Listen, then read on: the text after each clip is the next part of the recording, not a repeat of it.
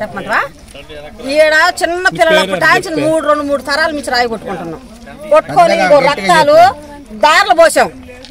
దారిలో పోసి నాకు మొగుడికి ఏలు కూడా పోయింది. ఏలు పోతే ఎవరు కూడా ఒక సహాయం చేయలే. ఈ కొండ కొట్టుకొని సాలడు దేశకుపోయి ఎసురులో పోసుకొని తిన్న రోజులున్నాయి.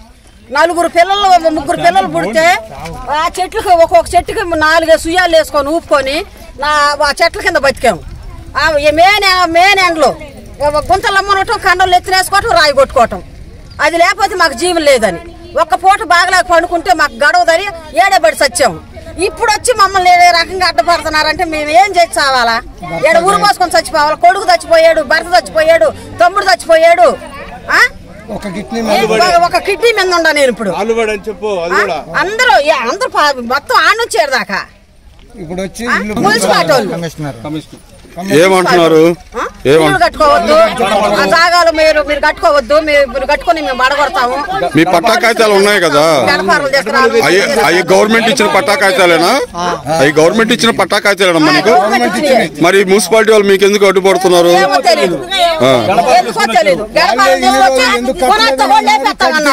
మీరు కలెక్టర్ గారిని కలిసారా? కలెక్టర్ గారికి అర్జీ పెట్టారా ఇట్లా చేస్తున్నారని? పోలేదా? ఇబ్బంది లేదు, మేము కట్టుకుంటే మమ్మల్ని ఏం చేయరు, మాది మా సొంతం, ఇది మా రక్తం ఇది అని మేము ఆగిపోయాం. మేము ఇక్కడ 2009లో నుంచే ఎంఆర్ఓ ద్వారాగా పట్టాలు చేసుకొచ్చుకొని కాపురం ఉంటున్నాము. ఈ మధ్య కొన్ని ఇల్లు పడిపోవటం వల్ల మళ్ళీ కొత్తగా రీకనెక్షన్ చేసుకుంటున్నాము.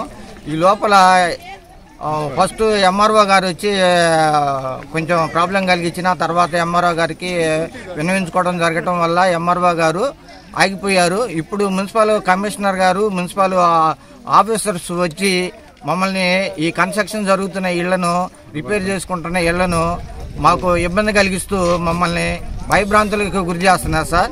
దీని మీద తగిన చర్యలు తీసుకోవాల్సిందిగా తగిన ఆఫీసర్లని వాళ్ళకి మనవించుకుంటున్నాం సార్. దయచేసి మా ఇళ్ళు రిపేర్ చేసుకునే వాటిని, పడిపోయిన ఇళ్లను కొత్తగా కట్టుకునే వాటిని అనుమతించవలసిందిగా కోరుతున్నాము.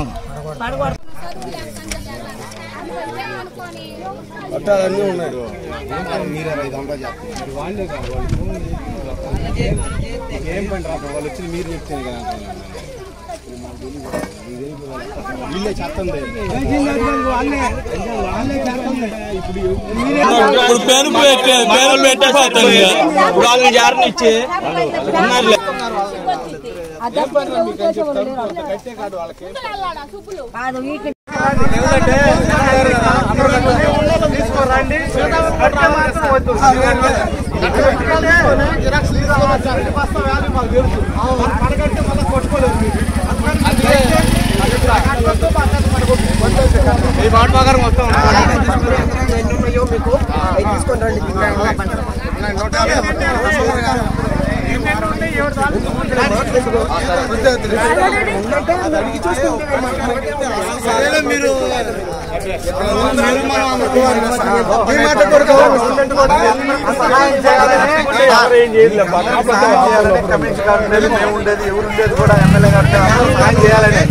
ఏం ఇబ్బంది పెట్టాలని కాదు, కాకపోతే మీరు మమ్మల్ని ఇబ్బంది పెట్టాలి అది చెప్తున్నా సార్. అంతవారు మీ మాట గౌరవిస్తాం.